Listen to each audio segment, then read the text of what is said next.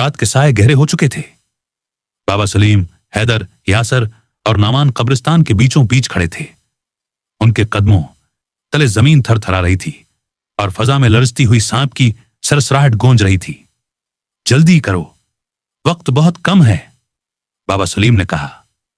नमान ने अपने हाथों से मिट्टी हटाई तो एक खस्ताहाल लोहे का डब्बा निकला। इसमें खंजर था, खूनी तारीख का गवाह, जिसने कभी एक बेगुनाह की जान ली थी। जैसे ही खंजर जमीन से निकाला गया, हवा में एक जोरदार चीख गूंजी। दरख्त झुकने लगे, जमीन लरजने लगी और फिर वो आ गया। काला अदहा, 50 फुट लंबा, आंखों में जहन्नम की आग, उसका मुंह खुला और जिस्म से धुआं निकल रहा था। वो कब्रिस्तान के बीच ऐसे रेंगता आया जैसे मौत खुद जमीन पर उतर आई हो। हैदर के हाथ कांप रहे थे, मगर बाबा सलीम ने कहा, यही वक्त है, सांप की आंख में खंजर मारो। हैदर ने पूरी ताकत से खंजर फेंका। खंजर सांप की आंख में जा लगा। एक जोरदार धमाके के साथ अजदहा चीखा, तड़पा और उसके जिस्म से सियाह धुआं निकलकर आसमान में गायब हो गया। मगर सब कुछ खत्म नहीं हुआ था। जैसे ही सांप की लाश जमीन पर गिरी, वो दोबारा इंसान की शक्ल में तब्दील होने लगा।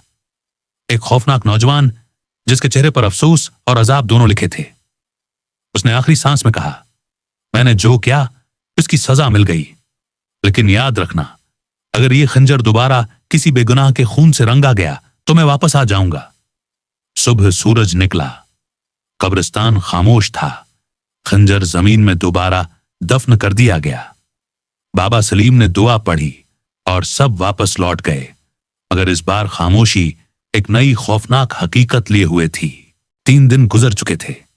गांव में खामोशी थी, मगर ये वो सुकून था जो तूफान से पहले आता है। हैदर, नामान और यासर ने सोचा कि कुछ खत्म होगी, लेकिन बाबा सलीम की तबीयत अचानक बिगड़ने लग।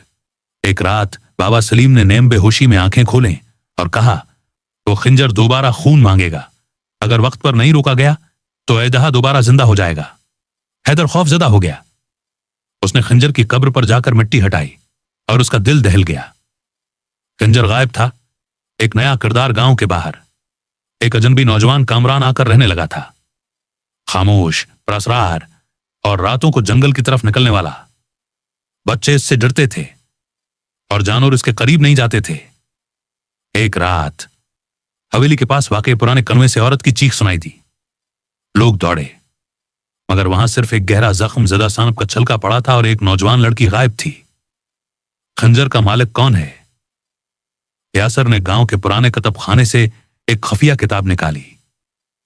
इस पर सांप के खून का निशान था। इसमें लिखा था, जब खंजर नापाक हाथों में जाए, अजदहा इंसानी जिस्म में हुलूल कर जाएगा।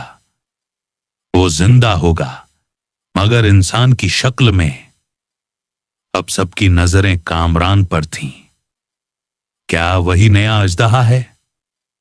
बाबा सलीम मरते वक्त सिर्फ इतना कह पाया, नहीं तो पूरा गांव सफा हस्ती से मिट जाएगा।